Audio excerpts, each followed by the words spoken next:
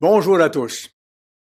Sur la scène mondiale, je vous apprends rien, mais les événements majeurs se multiplient et s'empilent, s'ajoutent les uns aux autres. Ce n'est pas surprenant parce que ce sont là des signes précurseurs vers de grands bouleversements, plus grands encore, qui vont finalement mener bientôt au retour tant attendu du Christ pour mettre fin à ce monde de souffrance. Maintenant, ce qui compte pour nous dans tout ça, c'est quoi? C'est pas de savoir tout le détail de ce qui se passe et de ce qui va se passer. On en suit les grandes lignes. Et c'est pas de savoir l'horaire précis de ce qui vient non plus. Le plus important dans tout ça pour chacun des membres de l'Église, c'est de savoir quelle sera notre condition spirituelle à la fin de notre route. Que la fin de notre route soit avant le retour du Christ, si nous décédons avant, ou que la fin de notre route soit au moment du retour de Christ, alors que nous serons changés en un instant si nous sommes encore vivants. Est-ce que nous allons être prêts? Et dans ce sens-là, reportez-vous à Matthieu chapitre 25. Dans ce sens-là, voyons ce qui est mentionné concernant les vierges folles et les vierges sages, qui représentent l'ensemble de l'Église au temps de la fin. Matthieu 25, nous allons lire les versets 6 à 10. Au milieu de la nuit, on cria, « Voici l'époux, le retour du Christ. Allez à sa rencontre. » Alors, toutes ces vierges, toute l'Église, se réveillèrent et préparèrent leurs lampes. Les folles dirent aux sages, « Donnez-nous de votre huile, car nos lampes s'éteignent, on n'a pas suffisamment. » Les sages répondirent, « Non, il n'y en aurait pas assez pour vous et pour nous, parce que les membres de l'Église qui ont assez d'Esprit Saint ne peuvent pas donner leur Esprit Saint à d'autres. Chacun doit s'assurer d'accumuler de l'Esprit Saint en procédant de façon précise. Non, il n'y en aurait pas assez pour nous et pour vous. Allez plutôt chez ceux qui en vendent et achetez-en pour vous. Autrement dit, procurez-vous-en vous-même. » Pendant qu'elles allaient en acheter, ces vierges folles qui n'en avaient pas suffisamment, l'époux arriva, celles qui étaient prêtes entrèrent dans la salle des noces et la porte fut fermée. Là, il y a un point majeur qui se produit. La porte est fermée. Voyez-vous, si nous sommes prêts au moment où le Christ va revenir, c'est que nous aurons tenu bon, c'est que nous aurons persévéré jusqu'à la fin. Malgré les hauts et les bas, malgré les combats amenés, malgré les difficultés, malgré les périodes de découragement, nous aurons tenu bon grâce à l'aide de Dieu. C'est d'ailleurs là la première condition dont le Christ a parlé dans Matthieu 24, verset 13. Je vous le cite simplement. Première condition, celui qui persévérera jusqu'à la fin sera sauvé. Celui qui persévérera jusqu'à la fin sera sauvé. Alors voyez-vous, ce n'est pas seulement une directive du Christ, mais c'est aussi un avertissement, comme de quoi il faut nous assurer, et c'est possible de le faire, nous assurer d'être vraiment prêts lorsque le Christ reviendra. Ne pas faire l'erreur de nous dire, quand les choses vont être plus graves et comme plus claires, là, quand ça va arriver, là j'aurai du zèle. Là, je mettrai les bouchées doubles pour me préparer et je serai prêt. Non. Là, je vais regarder autour les autres qui seront prêts et je vais me désoler en espérant avoir ce qu'il faut.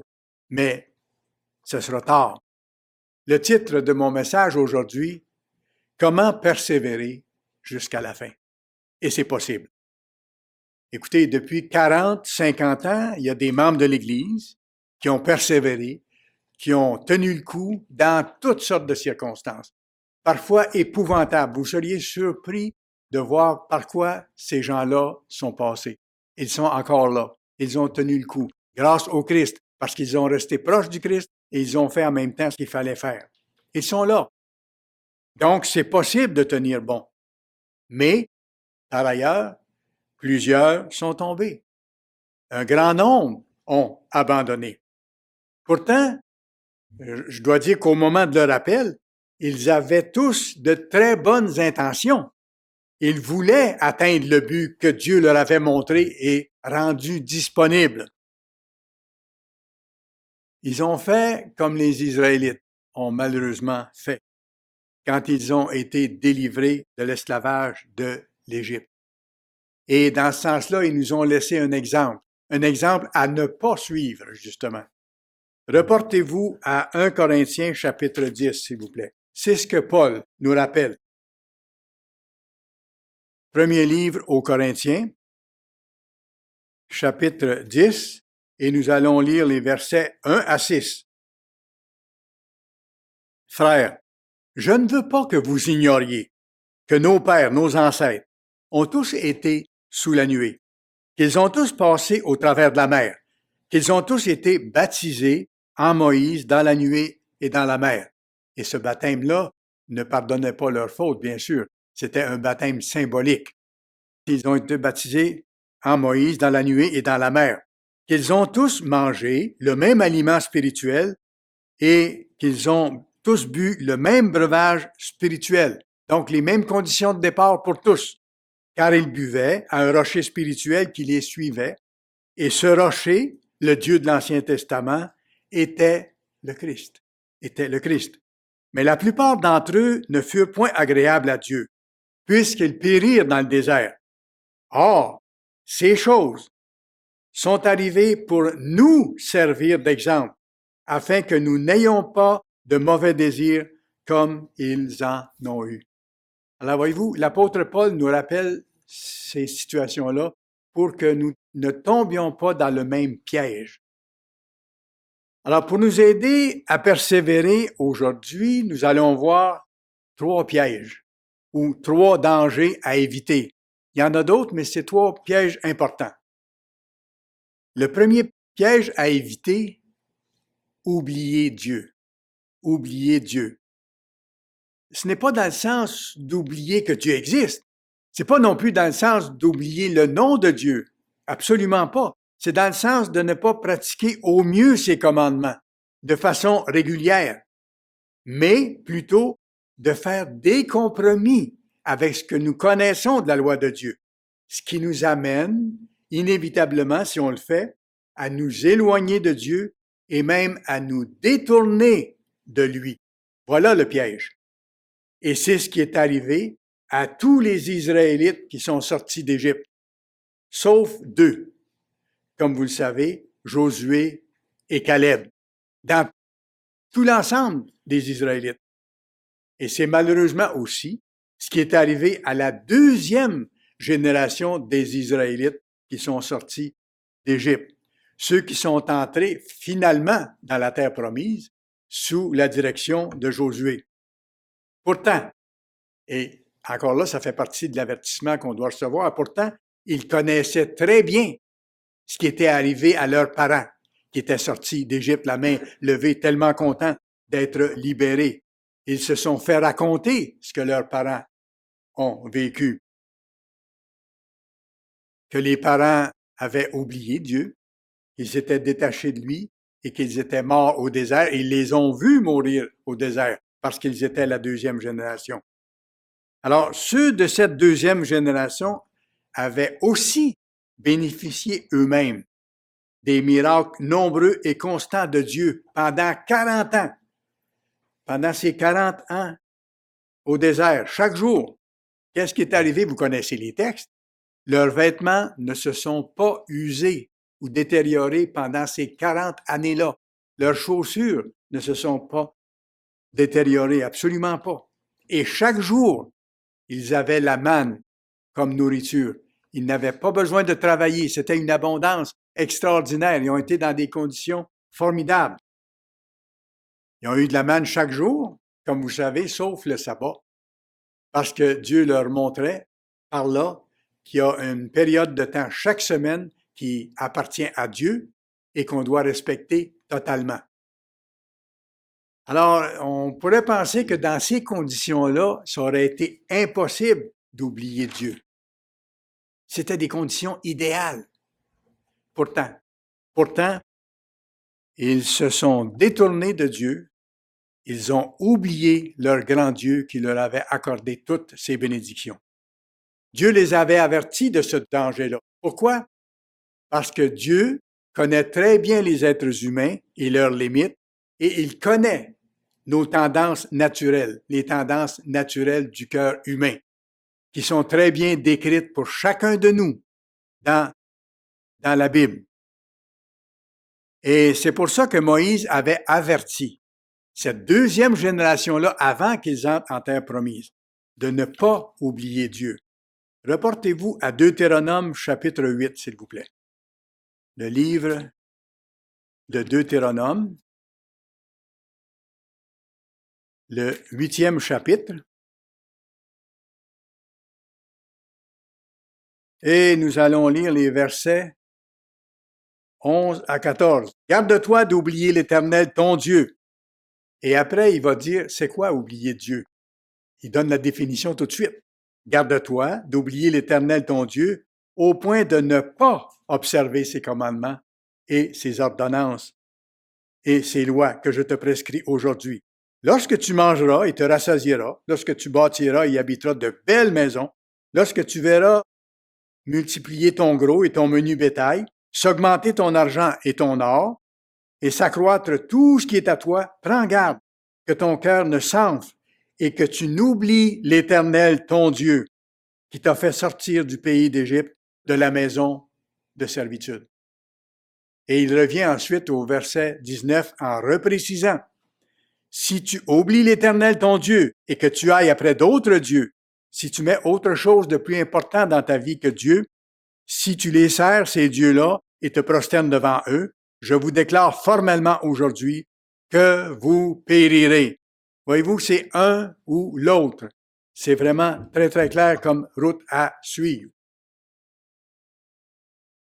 En arrivant en terre promise, il y a un test précis qui attendait d'ailleurs cette deuxième génération. Comme on le verra, c'est que Dieu n'a pas enlevé de la terre promise les nations indigènes qui vivaient sur ces territoires-là avec leurs dieux, avec leurs pratiques, avec leurs croyances. Dieu ne les a pas enlevés. Pourquoi? Pour voir s'ils lui obéiraient et pour voir s'ils le mettraient de côté et l'oublieraient en pratiquant les choses que ces gens-là pratiquaient plutôt que de mettre en pratique ces commandements. La même chose qu'il fait avec nous. Quand Dieu nous appelle, il n'enlève pas de notre chemin tous les obstacles, absolument pas. Tout ce que nous avons à vivre, ce sont des tests pour nous, pour que Dieu voie si on tient vraiment à lui appartenir et à faire toute la route qu'on a à faire pour se rendre jusqu'au bout. Reportez-vous à Juges, chapitre 3, s'il vous plaît. Le livre des Juges, pas loin après Deutéronome. Juges, chapitre 3, verset 1. Voici les nations que l'Éternel laissa. Voyez-vous, il décrit les nations qui étaient en terre promise. Là. Voici les nations que l'Éternel laissa. Pourquoi? Pour éprouver, pour tester par elles, Israël, tous ceux qui n'avaient pas connu les guerres de Canaan. Voyez-vous, c'était pour les tester.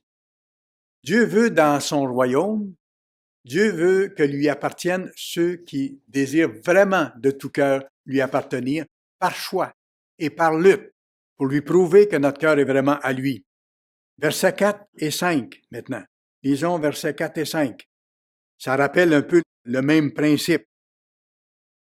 Il dit ceci, « Ces nations servirent à mettre Israël à l'épreuve, afin que l'Éternel sache s'ils obéiraient au commandement qu'il avait prescrit à leur père par Moïse. Et les enfants d'Israël habitèrent, bien sûr, au milieu des Cananéens, des Étiens, des Amoréens, des Phérésiens, des Éviens et des Jébuséens. Donc, ils se sont retrouvés au milieu de ces nations-là, qui n'étaient pas des nations converties, qui appartenaient à Dieu. Et malheureusement, comme on voit après, ils ont agi contrairement à ce que Dieu leur avait dit et contrairement aux lois de Dieu. Versets 6 et 7. Ils prirent leurs filles pour femmes. Voyez-vous, les filles de ces nations-là pour femmes. Ils donnèrent à leurs fils leurs propres filles et ils servirent leur Dieu. Ils se sont mêlés à ces nations-là et ont adopté leurs coutumes. Verset 7. Les enfants d'Israël firent ce qui déplaît à l'Éternel. Ils oublièrent l'Éternel et ils servirent les Baals, les faux dieux et les idoles.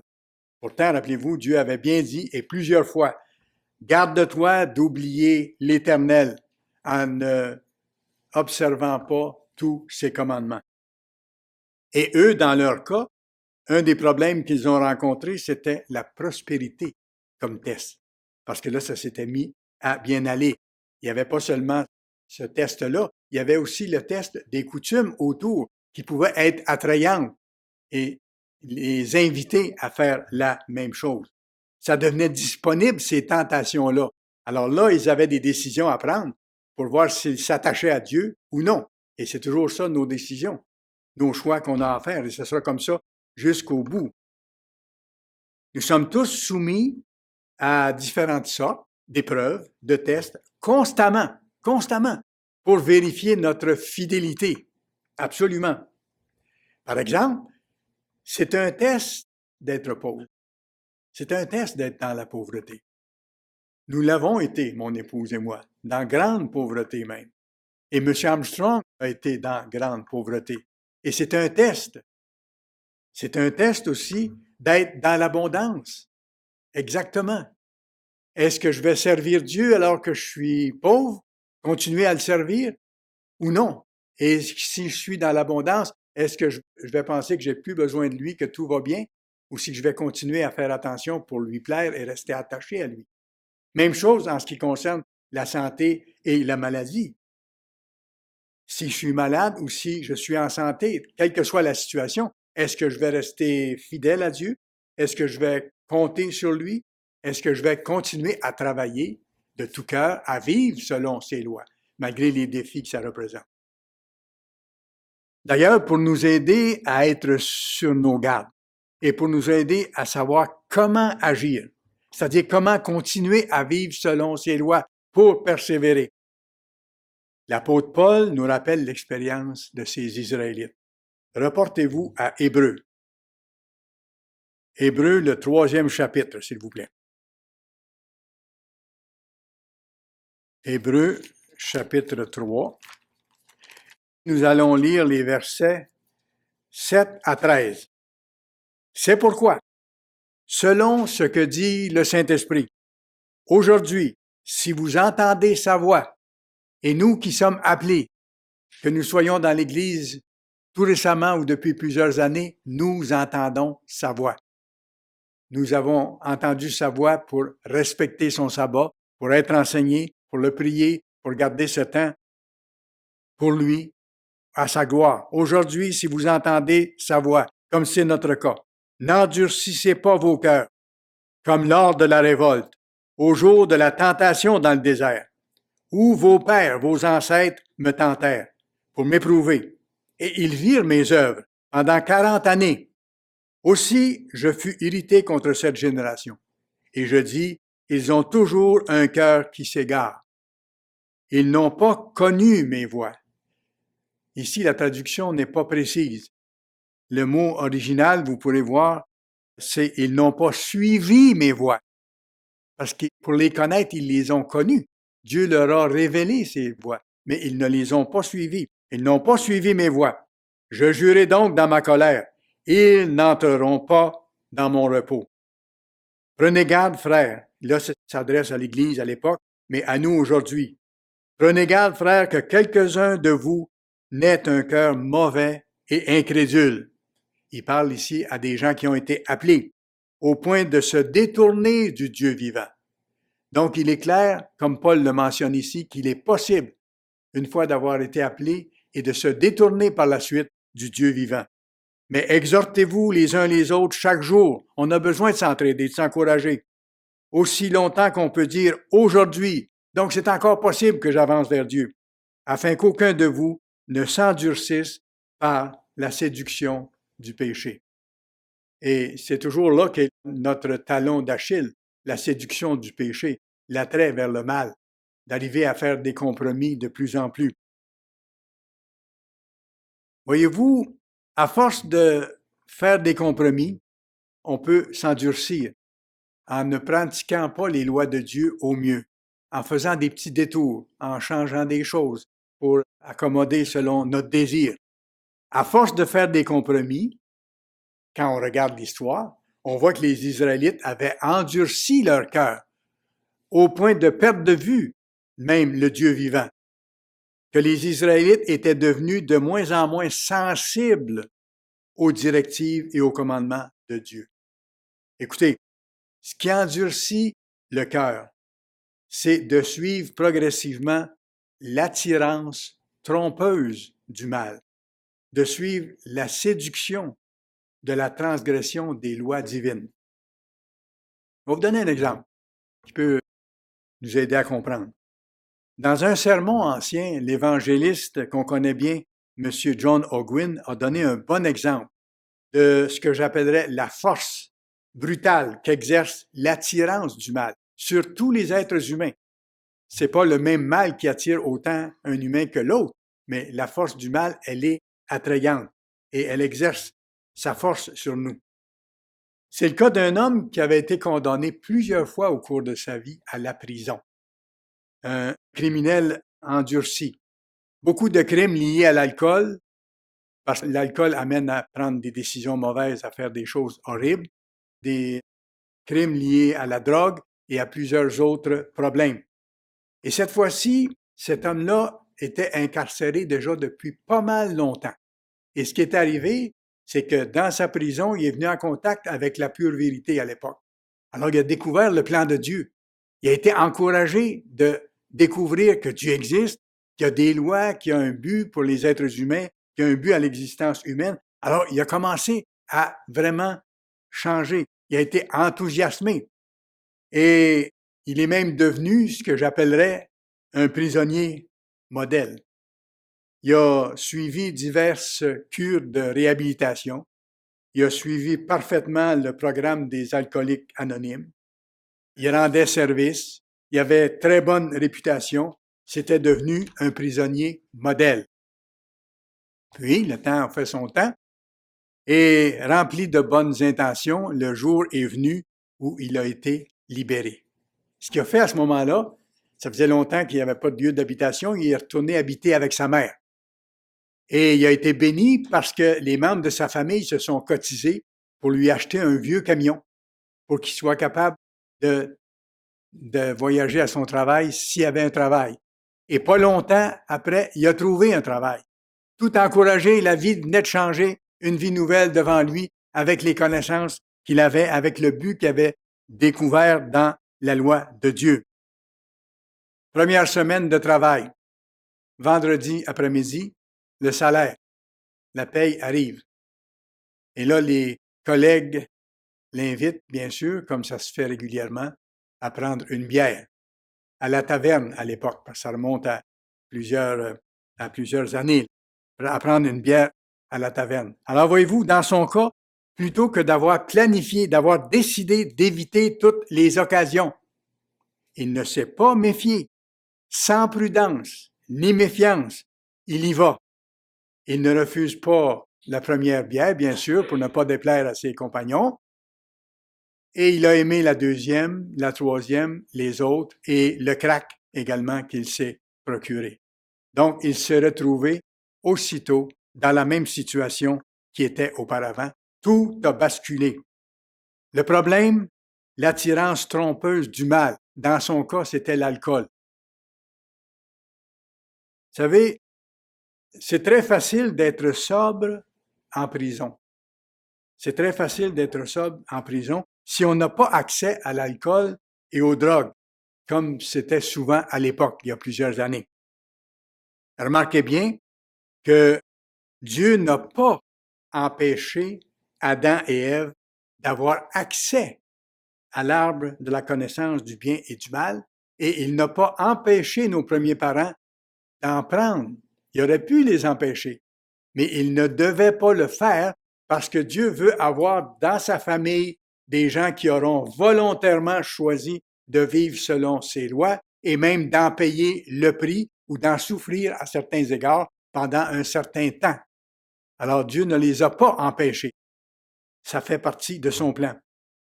Et c'est exactement la même chose pour nous aujourd'hui. Dieu ne vous empêche pas, ni vous ni moi, il ne nous empêche pas de faire le mal. Absolument pas. Il nous dit de ne pas aller sur cette voie, mais il ne nous en empêche pas. Dieu nous donne toujours le choix de rejeter le mal et de faire le bien avec son aide, parce qu'on a besoin de son aide pour faire le bien.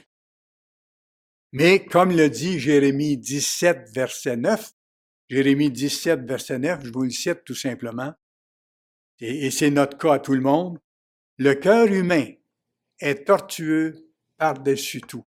Qui peut le connaître? Et après, Dieu dit, moi, je connais le cœur humain. Qui peut le connaître? Nous-mêmes, on a de la difficulté à connaître notre cœur. Il faut que Dieu nous révèle nos fautes, qu'il nous montre dans sa bonté ce qu'on a à changer pour que nous le voyions. Souvent, nous ne le voyons même pas. Et humainement, ce qu'on a tendance à faire, c'est qu'on a tendance à raisonner, à rationaliser, à trouver des excuses pour faire de tout petits compromis qui nous accommodent, qui font notre affaire, ou pour faire des choses, ou pour garder des choses qu'on ne devrait pas garder, mais qu'on aime à garder.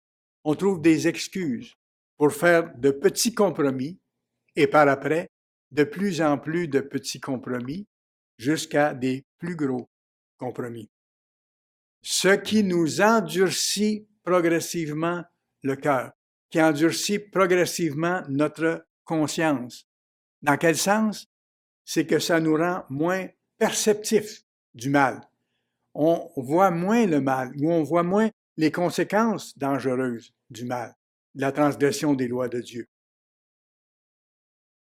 Écoutez, c'est comme une petite brebis, là, qui se laisse attirer progressivement par l'herbe qui est de plus en plus verte vers l'orée de la forêt.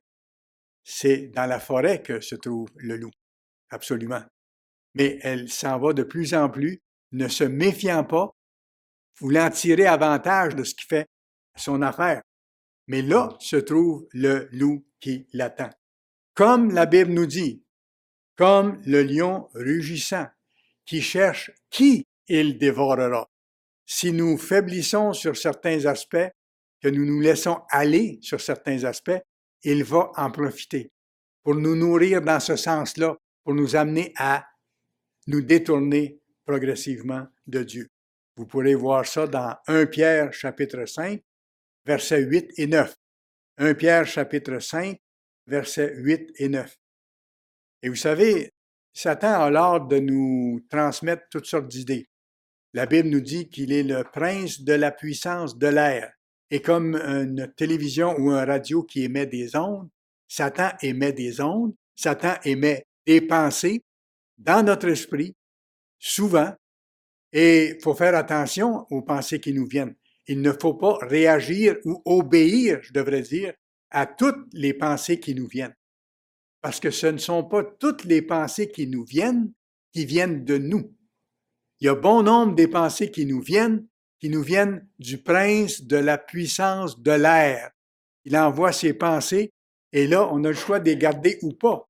C'est pour ça que dès qu'il y a une pensée qui nous vient, qui n'est pas de Dieu ou qu'on réalise qui n'est pas correcte, on ne doit pas la garder et on ne doit pas se laisser influencer ou orienter par cette pensée-là et souvent par les émotions qui accompagnent cette pensée-là. Parce que là, on est sur une voie dangereuse. Ou parfois, ce sont des pensées de culpabilité, de fausse culpabilité envers quoi que ce soit. Si on garde ces pensées de fausse culpabilité, alors qu'on sait que Dieu nous a pardonné toute notre vie passée au moment de notre baptême, s'il y a des choses anciennes qui nous reviennent comme ça, c'est parce qu'on n'a pas vraiment compris que le jour de notre baptême, Dieu a tout effacé, notre vie passée, que tout ce qu'on a fait de mal, même si on s'en rappelle aujourd'hui, pour lui, ça n'existe plus. Ça a été pardonné. Alors, si l'adversaire a l'art de nous ramener ça pour nous ralentir, en nous faisant penser que Dieu ne nous a pas pardonné, c'est faux. Comprenez-vous? Alors, il nous faut à ce moment-là résister tout de suite au moment où ces pensées-là viennent, les rejeter et dire non, je n'accepte pas ça et aller vers une pensée concernant Dieu qui nous aide, des pensées plus positives. Absolument. Alors, on ne doit pas garder toutes les idées qui nous viennent. Ça ne vient pas toutes de nous. Et des fois, c'est des choses que nous, on pense, ou des souvenirs qui nous sont rappelés. C'est correct si ça ne va pas à l'encontre de Dieu, tout simplement. Quel changement est-ce que j'ai fait dans ma vie au cours des derniers mois ou des dernières années? Ça, c'est une bonne question qu'on peut se poser pour s'aider à tenir le coup jusqu'au bout, pour voir qu'on soit en train de continuer à progresser. Pour s'encourager, on a besoin de cet encouragement-là. Quel changement est-ce qu'on a fait au cours des derniers mois, des dernières années? Ou qu'est-ce qu'on a commencé à faire différemment? Et le voir, dire merci à Dieu de nous l'avoir montré, de nous avoir donné la force de le faire et de nous aider à continuer. Parce qu'il faut réaliser que chacun de nous est à risque d'être séduit par le péché. On est à risque, Paul l'a dit tantôt très clairement, on est à risque d'être séduit par le péché en faisant des compromis de plus en plus, ce qui nous amène à endurcir notre conscience, à voir de moins en moins la laideur du mal et à retrouver l'appréciation des transgressions des lois de Dieu qu'on a aimées. Voyez-vous, si nous nous donnons la permission, ou si nous nous permettons consciemment, en le sachant, de faire quelque chose de contraire aux lois de Dieu, là, on est en train d'endurcir notre conscience. Par contre, je fais une précision ici. Il ne s'agit pas ici de fautes qui nous arrivent tous de commettre par faiblesse ou par inattention, ou de fautes qui sont plus longues à vaincre et sur lesquelles on continue de travailler. Ce n'est pas de ces fautes-là dont je parle. Je parle de fautes quand nous nous donnons consciemment la permission de transgresser. Voyez-vous, c'est pas la même chose, là. C'est qu'on joue sur une autre patinoire, là. On est en train de se permettre, en le sachant, de transgresser des lois de Dieu, un petit peu ici et un petit peu là. Là, on est sur la pente dangereuse d'endurcir notre conscience. C'est important que je fasse ces nuances-là et qu'on sache ce qui se passe. Parce que, voyez-vous, chaque fois que nous nous permettons de faire des choses qui sont contraires aux lois de Dieu, en le sachant, là, on est en train de faire des compromis et là, notre conscience s'endurcit. C'est là qu'est le risque. Chaque fois, par exemple, que nous nous permettons de regarder quelque chose que nous ne devrions pas regarder, que nous savons, on est en train d'endurcir notre conscience. Chaque fois que nous faisons des choses que nous savons ne pas devoir faire consciemment, mais que nous le faisons quand même, nous sommes en train de nous affaiblir et de solidifier, pour ainsi dire, notre conscience. De même, chaque fois que nous disons des choses que nous avons conscience de ne pas devoir dire, mais que nous les disons quand même, que nous ne nous arrêtons pas au bon moment, à ce moment-là, nous sommes encore en train d'endurcir notre conscience. Chaque fois que nous pensons à des choses que nous savons ne pas être en accord avec la loi de Dieu, nous sommes en train encore d'endurcir notre conscience. J'ai pris la peine de vous donner des exemples comme ça pour qu'on voit de quoi il s'agit, qu'on soit sur nos gardes pour qu'on puisse utiliser l'information que Dieu nous donne pour savoir comment lutter, comment résister à ça. Parce que chaque fois, nous devenons un peu plus insensibles au mal lorsque nous faisons ces choses-là. Vous savez, il y a un bel exemple de ça que je connais personnellement. C'est comme un travailleur manuel qui est soumis à des durs travaux des mains, là. jour après jour, plusieurs heures par jour. Je me rappelle, c'était le cas de mon frère le plus vieux dans la famille qui avait soin de toute la ferme. Il allait bûcher régulièrement dans le bois, il s'occupait du troupeau, il réparait les machineries. Et je me rappelle de ses grosses mains calleuses, là. Il y a une peau très, très épaisse, toute fendillée, là. Quand on lui donnait la main, c'était dur vraiment à toucher, là. On sentait que la peau était vraiment dure, la peau était épaisse. Mais c'est ça, c'est qu'il avait endurci la peau de ses mains en travaillant manuellement. Et nous, on endurcit notre conscience, elle s'endurcit lorsqu'on fait les compromis dont je vous parle. Je pense que l'exemple nous aide à vraiment comprendre. On devient moins sensible au commandement de Dieu et à ce qu'on doit faire. Alors, bien sûr, au début, quand on fait des petits compromis, on se sent coupable un peu au début. C'est là qu'est le temps d'agir. C'est tout de suite qu'il est le temps d'agir. Il ne faut pas laisser aller les choses, laisser porter les choses parce qu'on s'affaiblit. Et plus on répète la chose, plus ça devient facile de la répéter. C'est le temps de réagir, de se repentir tout de suite, de demander pardon à Dieu, de demander son aide et de partir dans l'autre direction et d'emplir notre esprit avec des choses belles, des choses bonnes, des choses qu'on attend, ou de prier pour les autres, ou de travailler à soutenir l'œuvre de différentes façons. Sinon, si on ne fait pas ça, le compromis nous inquiète de moins en moins. Je redécris ça dans l'autre sens. Sinon, le compromis nous inquiète de moins en moins. On le répète plus facilement et on est absorbé de plus en plus dans ce qu'on fait et notre première nature, l'ancien homme, revient à la surface. Vous savez, le film qu'on ne devrait pas regarder devient de plus en plus acceptable si on continue à le regarder. Rappelez-vous, le prisonnier décrit par M. Ogwin. Il n'est pas allé à la taverne avec ses amis en se disant « Mon but, là, c'est de retourner en prison le plus rapidement possible. » Cette idée-là ne lui est pas venue à l'esprit. Il n'a sans doute pas pensé au risque non plus. Dans son cas, il me semble que non. Sinon, il aurait pris des dispositions. Il n'a sans doute pas pensé au risque, sinon très brièvement, puis il l'a rejeté tout de suite parce que le désir d'aller à la taverne était plus grand que le restant, et ça fait partie du combat également. Sinon, il a baissé la garde en pensant qu'il était capable d'affronter la situation. Il pensait qu'il était capable d'affronter la situation et qu'il pouvait s'exposer au risque sans craindre rien, alors que tout était à craindre.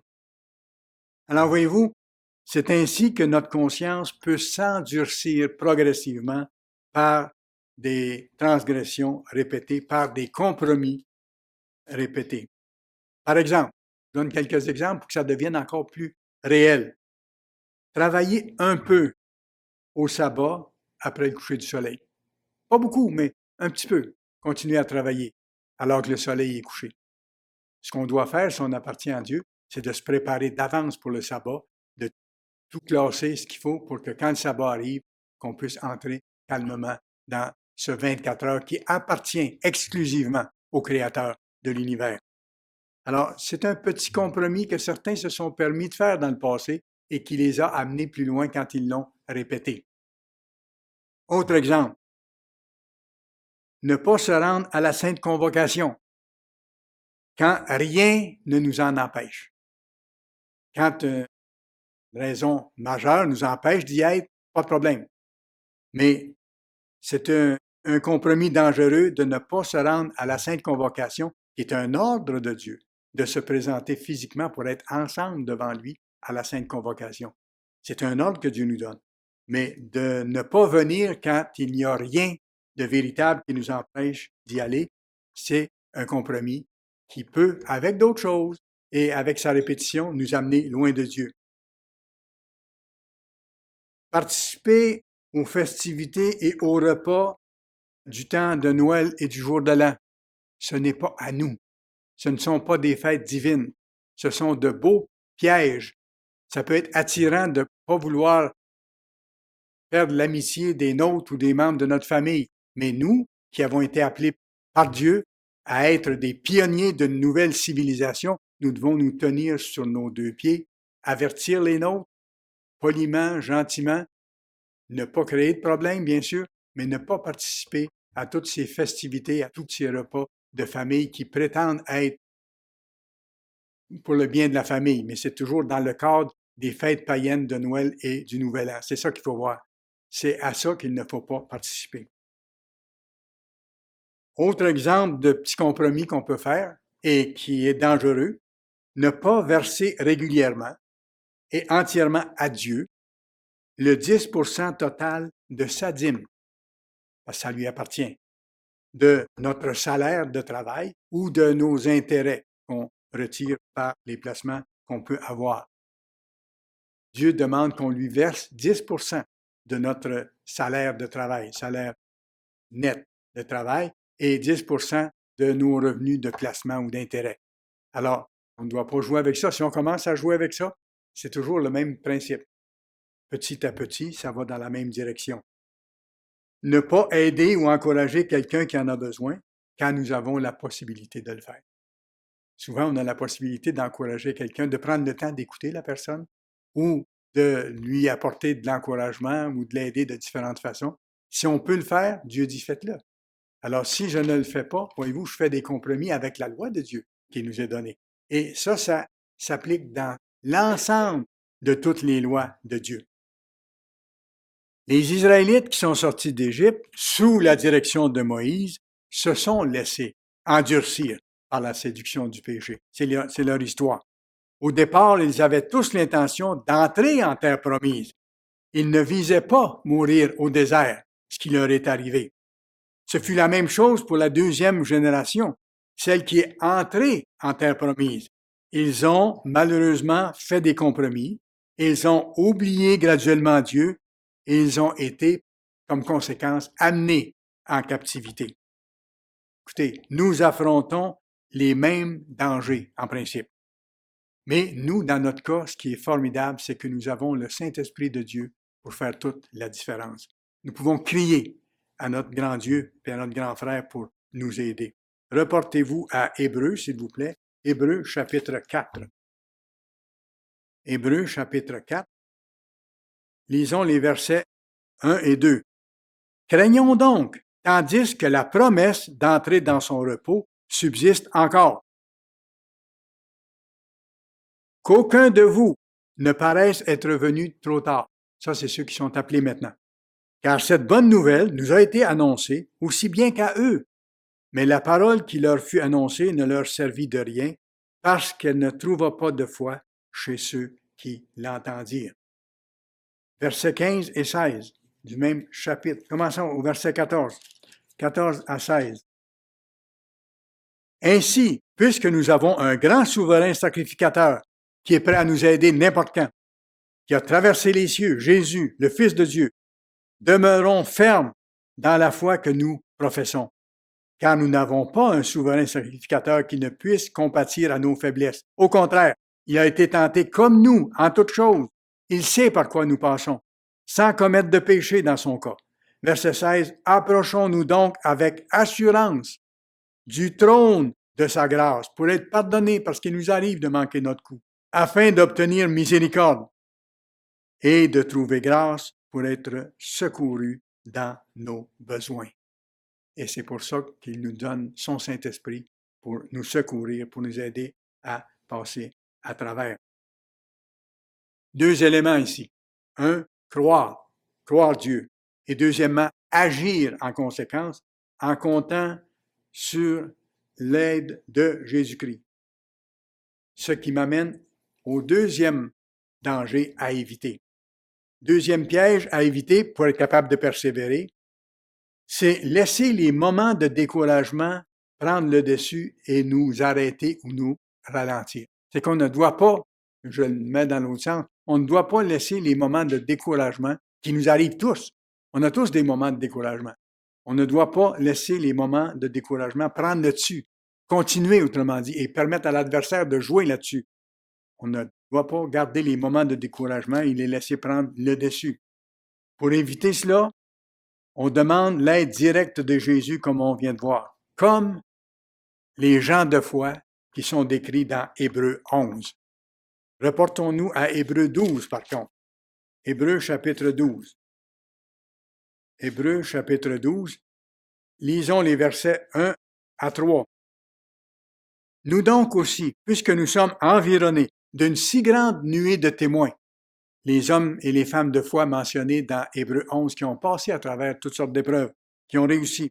Nous donc aussi, puisque nous sommes environnés d'une si grande nuée de témoins, rejetons tout fardeau et le péché. Rejetons tout fardeau, rejetons les moments de découragement, ne les gardons pas et rejetons tout péché. Éloignons-nous du mal pour être forts.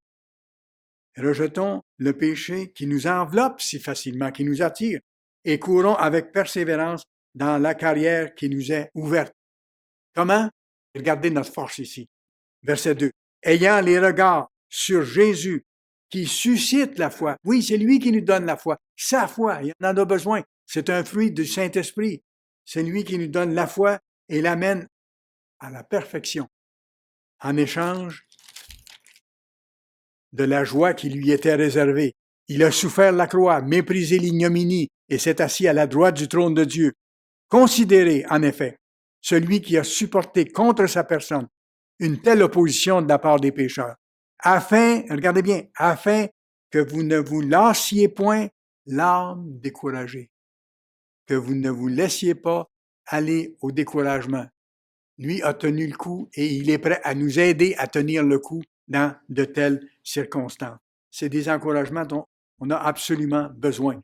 Alors, en d'autres termes, ce qu'il nous dit, ne pas laisser la fatigue spirituelle, ou je dirais l'usure du temps, quand ça fait longtemps qu'on est dans l'Église. Ne pas laisser la fatigue spirituelle ou l'usure du temps nous affecter et nous ralentir.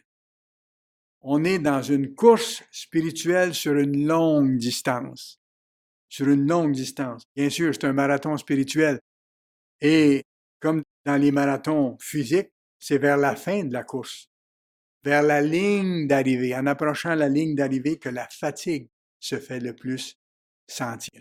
Comme c'est le cas physiquement dans un marathon, sur le plan spirituel, c'est la même chose. C'est là que la fatigue risque d'être la plus lourde. Comment résister avec succès, même si humainement on a un creux de vague ou même si humainement on se voit incapable d'y arriver? Il s'agit de compter sur le Christ et de continuer de vivre selon ses enseignements avec constance, avec son aide. C'est la recette. Ça nous vient de lui, mais nous avons notre rôle à jouer. Regardez Hébreux 12, versets 12 à 14. Hébreux 12, versets 12 à 14. C'est pas pour rien qu'il ajoute ce passage-là ici, après ce qu'on vient de voir, là, où il vient nous dire « Ne vous lassez point l'âme découragée ». Mais il sait qu'on a des moments de découragement. Regardez, il y mentionne ici, versets 12 à 14. « Fortifiez donc vos mains languissantes, vos mains qui deviennent lourdes à force de porter des fardeaux, à force de lutter. Fortifiez donc vos mains languissantes et vos genoux affaiblis. » Avec le temps et avec les circonstances, nos genoux deviennent affaiblis. Et suivez avec vos pieds des voies droites. Donc, ça veut dire ceci. Continuez dans la voie droite qui vous a été montrée. Et vous allez être capable de continuer si vous faites les efforts que vous avez à faire avec l'aide de Dieu, afin que ce qui est boiteux ne dévie pas, mais plutôt se raffermisse. Alors, voyez-vous, en faisant cela, nous devenons plus forts parce que nous marchons dans les sentiers de Dieu et c'est ce qu'il veut nous voir faire et il nous soutiendra davantage dans ce cas-là. Verset 14. Recherchez la paix avec tous et la sanctification sans laquelle personne ne pourra voir le Seigneur. Il faut avoir notre grand but en tête, absolument. Un très grand but. Se concentrer sur le fait de vivre en paix avec tous, même avec ceux qui sont pas gentils envers nous, même envers ceux qui sont pas gentils envers nous. Être en paix avec eux, les respecter, savoir qu'ils ne peuvent pas comprendre pour l'instant parce qu'ils ne sont pas appelés. La personne qui est appelée, c'est vous et moi. Alors, c'est à nous de faire le pont entre ces situations-là. Alors, se concentrer sur vivre en paix avec tous et obéir à Dieu. Maintenant, un dernier piège à éviter rapidement pour tenir bon jusqu'à la fin, pour persévérer, c'est rester fidèlement attaché à notre but, au grand but dont je vous ai parlé. Rester fidèlement attaché aux promesses divines infaillibles. Et ça, il faut vraiment décider consciemment de le faire. Il faut consciemment décider d'avance, je vais rester fidèle à mon engagement de baptême. Je vais rester fidèle à mon grand Dieu qui a tout fait pour moi. Je vais y tenir. Les promesses de Dieu, on les regarde de loin. Il faut les voir de loin. Il faut les considérer parce qu'elles sont là et elles sont infaillibles. Les garder à l'esprit. Ça nous aide. Y penser avec reconnaissance, prendre le temps de dire pour chaque promesse que nous réalisons, dire merci à Dieu. Dire comment il a fait ces choses-là dans notre vie. Lui expliquer en détail. Dieu veut nous entendre dans ce sens-là. Régulièrement relire ces promesses-là. Ça nous nourrit. Et même les écrire. Je connais des gens qui écrivent les promesses de Dieu dans un cahier ou qui écrivent en même temps dans leur cahier les promesses que Dieu a réalisées envers eux. Et parfois, ils relisent ces choses-là quand les situations sont plus difficiles parce que ça leur rappelle que Dieu étant le même hier, aujourd'hui qu'éternellement, il va continuer à faire la même chose pour eux. Être persuadé de ça, s'y attacher avec force. C'est la recette du succès des gens de foi qui ont réussi, qui sont décrits dans Hébreux 11. Reportez-vous, s'il vous plaît, à Hébreux chapitre 11. Hébreux chapitre 11. Et regardez le verset 13. Hébreux 11, verset 13. On résume ici, concernant tous ces gens-là, ce qui leur est arrivé en bout de ligne.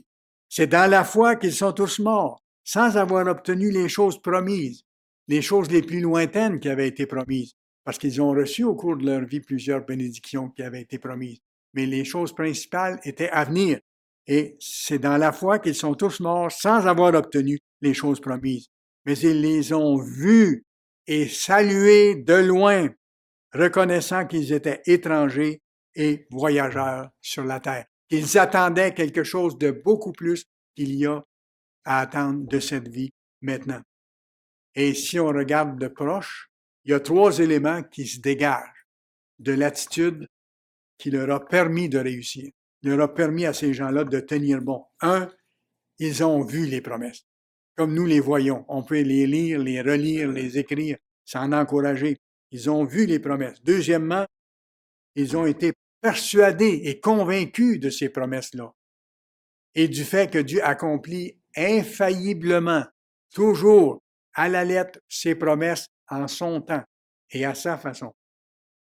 Premièrement, ils ont vu les promesses. Deuxièmement, ils ont été persuadés de ces promesses-là. Et troisièmement, ils s'y sont attachés de tout leur cœur. D'ailleurs, l'apôtre Paul nous rappelle cette réalité essentielle. Je vais simplement vous le citer, vous n'avez pas besoin d'y aller. Dans Colossiens chapitre 3, verset 2 et verset 4. Colossiens chapitre 3, verset 2, Paul nous dit ceci.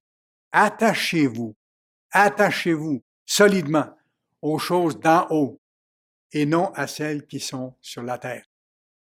Qu'est-ce qu'on a à attendre de ce qui reste du monde actuellement? Qu'est-ce qu'on a à attendre de ce monde-là autour de nous? Dans le sermon aujourd'hui, on a vu 3 moyens efficaces pour nous assurer de persévérer jusqu'à la fin. Premier moyen, ne pas oublier Dieu. On sait comment? C'est en s'appliquant chaque jour à vivre selon ses lois, avec son aide. Deuxièmement, demander l'aide du Christ pour ne pas laisser les moments de découragement prendre le dessus. Premièrement, ne pas oublier Dieu. Deuxièmement, demander l'aide du Christ pour ne pas laisser les moments de découragement prendre le dessus. Et troisièmement, rester fermement attaché, chérir les promesses fantastiques de Dieu. De son côté, l'apôtre Jean nous rappelle que c'est le monde à venir qui compte vraiment. Celui-ci va disparaître bientôt. Je vous cite le verset, vous pourrez aller le lire vous-même plus tard. 1 Jean 2, verset 17. Le monde passe, c'est ce qu'on voit actuellement. Le monde passe et sa convoitise aussi. Mais celui qui fait la volonté de Dieu demeure éternellement. Voilà l'ultime promesse que Dieu fait à ses serviteurs fidèles. Voyez-vous, le monde malheureux et faussement attirant autour de nous, il est en voie de disparaître. D'ici quelques brèves années, cette actuelle civilisation humaine sera, je dirais, jetée dans la poubelle de l'histoire. Elle sera jetée dans la poubelle de l'histoire. On en parlera comme hier. On dira que c'était le monde d'avant. On dira que c'était l'ancien monde qui est heureusement disparu. Et à ce moment-là, Dieu va confier la construction du nouveau monde à ses serviteurs qui auront persévéré. Rêvons-en avec reconnaissance.